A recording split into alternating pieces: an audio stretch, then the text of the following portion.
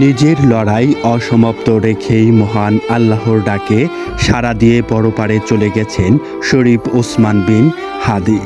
হাদির এই অকালে চলে যাওয়ার সবচেয়ে বেশি যাদের ভোগাবে তারা হচ্ছেন ওসমান বিন হাদির স্ত্রী এবং তার মাসুম সন্তান। স্ত্রীর কাছে শুধু তার স্বামী একজন জীবনসঙ্গীই নন, বরং নিরাপত্তা, নির্ভরতা আর ভালোবাসার আশ্রয়স্থল। যার স্বামী নেই সেই শুধু বুঝতে পারেন স্বামীর গুরুত্ব কতটুকু। অন্যদিকে সন্তানের কাছে বাবা হচ্ছেন মরুর বুকে এক ছায়াদানকারী বটগাছ। কিন্তু আজ থেকে হাদির ছোট্ট সন্তানটির মাথার উপর থেকে সেই ছায়াময় সারা জীবনের জন্য সরে গেল। তবে হাদির পরিবার এতে বিচলিত হবেন না বলেই আমরা বিশ্বাস করি, কারণ হাদি ছিলেন একজন আপোষহীন যোদ্ধা। নিশ্চয়ই তিনি তার স্ত্রী সন্তানদের সেই শিক্ষাই দিয়ে গেছেন কিভাবে প্রতিকূলতার মধ্যেও টিকে থাকতে হয়। হাদি একবার শত্রুদের উদ্দেশ্য করে বলেছিলেন, মৃত্যুর ফয়সালা জমিনে নয় আসমানে হয়।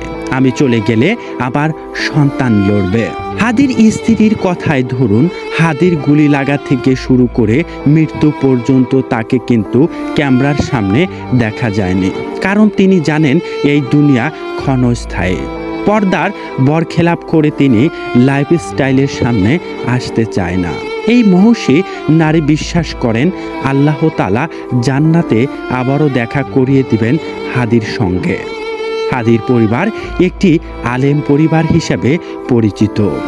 ঝালকাঠির নলছড়ি উপজেলায় এই পরিবার প্রায় সব দিন শিক্ষায় শিক্ষিত।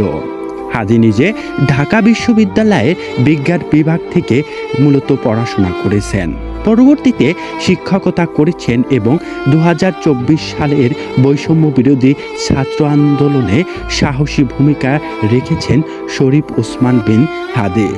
এই প্রতিবাদের মুখ ছিলেন তিনি। ইনকিলাব মঞ্চ হতে তার সেই ঝড়ালো বক্তব্য আজও মানুষের কানে বাজে। হাদি বলতেন, কারো না কারো তো শুরু থেকে শেষ হয়। আমি হয়তো থাকবো না, কিন্তু আমার দেখা দেখি হাজার হাদি জন্ম নিবে। গত 12 ডিসেম্বর গুলিবিদ্ধ হওয়ার পর থেকে শুরু হয় তার শেষ লড়াই। ঢাকা থেকে সিঙ্গাপুর পর্যন্ত নেওয়া হলেও শেষ পর্যন্ত 18 ডিসেম্বর রাতে তিনি শাহাদত বরণ করেন। প্রধান উপদেষ্টা ডক্টর মোহাম্মদ ইউনূস জানিয়েছেন, সরকার হাদির স্ত্রী ও সন্তানের দায়িত্ব নেবে। কিন্তু সরকারের দায়িত্ব নেওয়ার চাইতে বড় দাবি হলো হাদির হত্যার সঠিক বিচার, জনগণের নিরাপত্তা নিশ্চিত করা। আজকের এই শোকের দিনে আসুন আমরা সবাই মিলে মহান আল্লাহ তাআলার কাছে দোয়া প্রার্থনা করি যেন আমাদের হাদি ভাইকে জান্নাতের সর্বোচ্চ মাকাম দান করেন মহান আল্লাহ তাআলা। দর্শক, আজকের ভিডিওটি এ পর্যন্তই ছিল। ভিডিওটি ভালো লাগলে লাইক করুন, চ্যানেলে নতুন হলে সাবস্ক্রাইব করে ভিডিওটি শেয়ার করে অপর ভাইকে দেখার সুযোগ করে দিবেন। আল্লাহ হাফেজ।